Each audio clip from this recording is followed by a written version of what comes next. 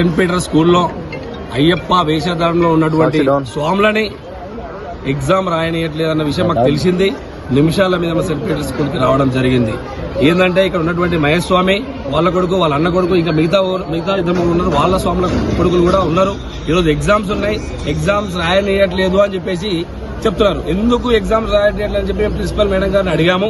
అంటే మేము గతంలో కూడా ఇప్పటికి కూడా చెప్తున్నాము.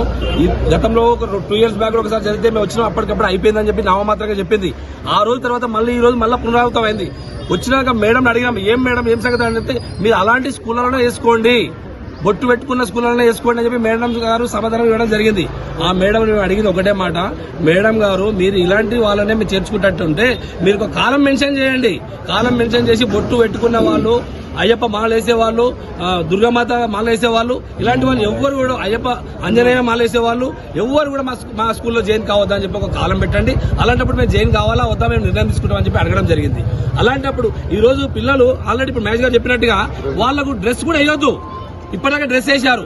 మేము చెప్పాము ఒకటే మాట, అన్ని స్కూళ్ళలో ఒక రూల్ ఉంటే మీరు మీ స్కూల్లో ఒక రూల్ అని చెప్పి మేము అడిగాము.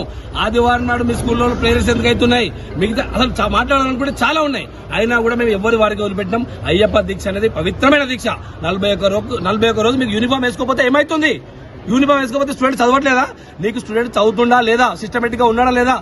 నా స్టూడెంట్ సిస్టమేటిక్ గా లేకపోతే ఇంటికి పంపించండి, పేరెంట్ పిలిపియండి, మేము యాక్సెప్ట్ చేస్తాం. కానీ మీరు బొట్టు మీద, మీ డ్రెస్ మీద మీరు దృష్టి పెడుతున్నారు. అలాంటిది మానుకోకపోతే రానున్న రోజుల్లో ఈ ఒక్క స్కూలే కాదు, ఏ స్కూల్లో కూడా అయ్యప్ప మాల వేసుకుంటారు, బరాబర్ వేసుకుంటారు, అయ్యప్ప వేషధారంలో స్కూల్కి వస్తారు. ఏ స్కూల్లో కూడా యాక్సెప్ట్ చేయకపోతే మా దృష్టికి తీసుకురండి.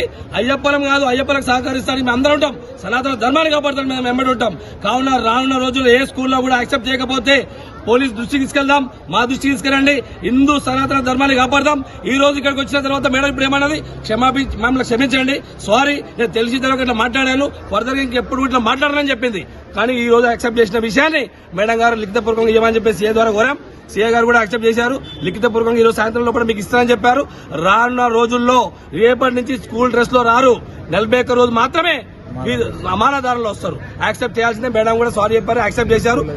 ఏ స్కూల్లో అయినా కూడా ఇట్లానే ఉంటది, ఇట్లే ఉంటది. లేనట్లయితే ఏ స్కూల్లో కనుక లేనిపోని విధి విధానాలు పెట్టినట్టయితే మేము అక్కడ వాలిపోతాం.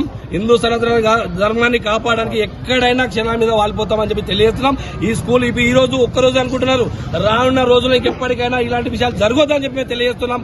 భారత్ మాతాకి.